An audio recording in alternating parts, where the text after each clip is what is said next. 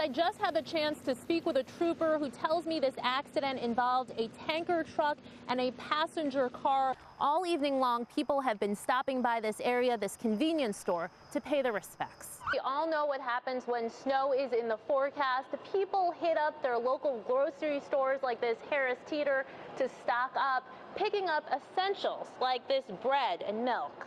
The sidewalks look pretty good, but some of these grassy areas or some sidewalks that haven't been cleared, you can see kind of this slushy, almost icy kind of mess. There were power lines down. Rayford Road right now, a big section of it from Woodcroft to really to Bragg Boulevard is without power. You can see that the wind gusts are really picking up. At this point, it's getting harder to stand out here. The water continues to rise here in Spring Lake. We have made our way onto a large vehicle by the Spring Lake Fire Department, getting a chance to see firsthand the damage that the Little River flooding is doing. Look at this. This is the Starlight Motel. If you know Spring Lake, look at it. The water is literally washing this motel away.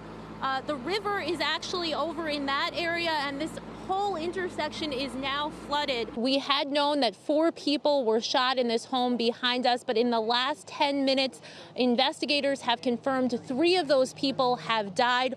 1 person was rushed to Wake Med with what they are calling critical injuries. Now, you can take a look at the home. This is where investigators say the shooting took place.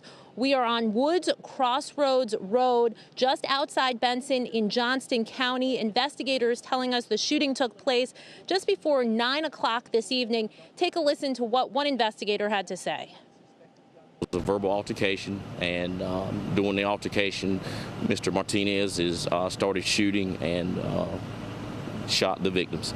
And the victims lived at this home? Yes, they all shared a residence together.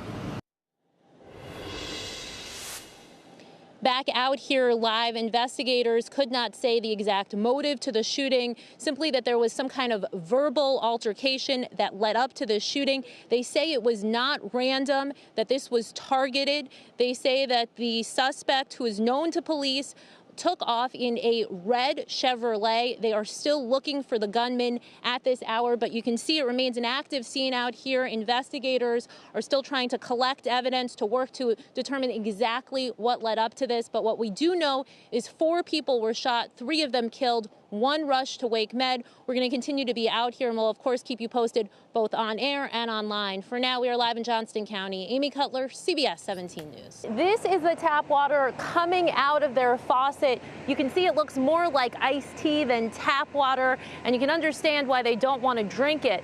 And they say Aqua NC isn't doing enough to fix the problem. You can see that it's always brown. It's disgusting.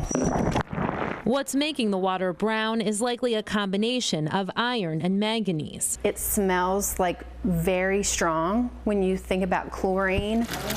Joy Faley Kaler showed me the problem at her Wake Forest home. She's lived on Falkirk Ridge Court with her husband and son for about a year and tells me the situation has gotten worse. They get their water from Aqua North Carolina. There you go.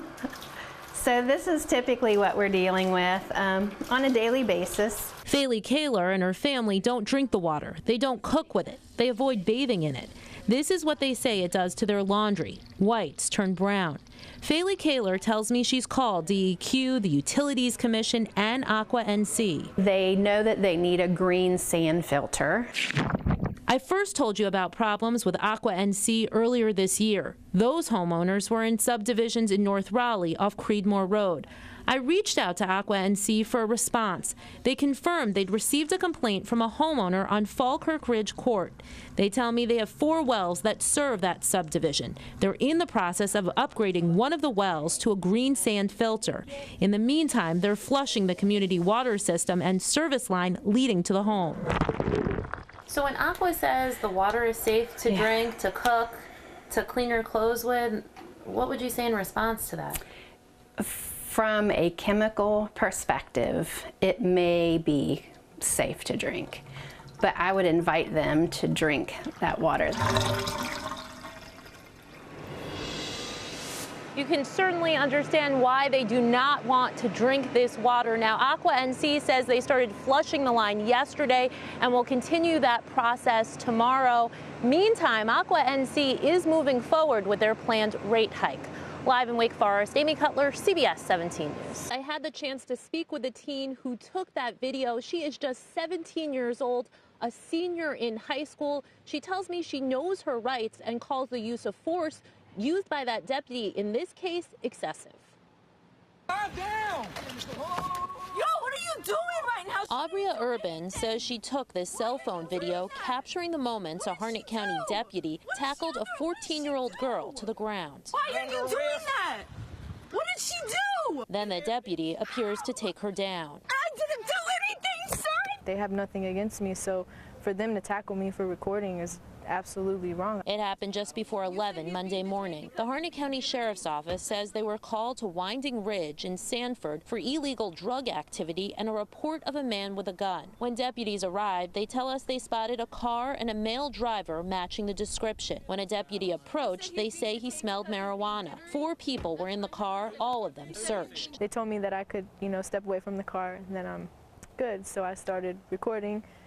And after they searched down my sister, she also started recording. Authorities say the 17-year-old driver had an outstanding warrant. He was arrested. Urban doesn't dispute that account, but it's what came next that disturbed her. Yo, what are you doing right now? She didn't do anything! Why are you doing that? She's 14 and being tackled like that by a grown man, it's just like, it was hard for me. Urban confirms her sister had a small amount of marijuana on her. She tells me her sister hasn't been charged. Now, I reached out to the Harnett County Sheriff along with a public information officer here in Harnett County as well. We still have not heard back.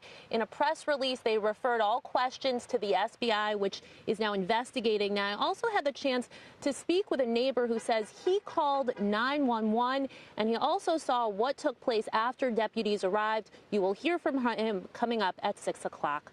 Live in Lillington, Amy Cutler, CBS 17 News. This, of course, is a Person Street Bridge just behind us. It is blocked off. Police are not letting anyone on it. Meantime, check out the Cape Fear River here. You can see how high it is. It is causing many roads around here to flood. This is a swollen Cape Fear River from the air. Cumberland County posted this video. It shows homes and businesses underwater. It's now so high it reaches the train trestle by the Person Street Bridge.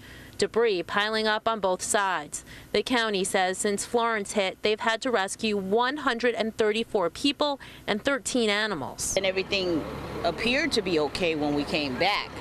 And then that's when and we don't like feeling trapped. Alicia Pineset says she heeded the evacuation orders and left the Eastside Green Apartments off Cedar Creek Road. She tells me she returned today. She thought she was okay. Then just hours later, her and her children were trapped. My nerves are all shot right now, and I just want someplace safe for my family. It's kind of weird how it happened because I didn't see this at first. First responders also helped get a man back into the complex to get medication he'd left behind.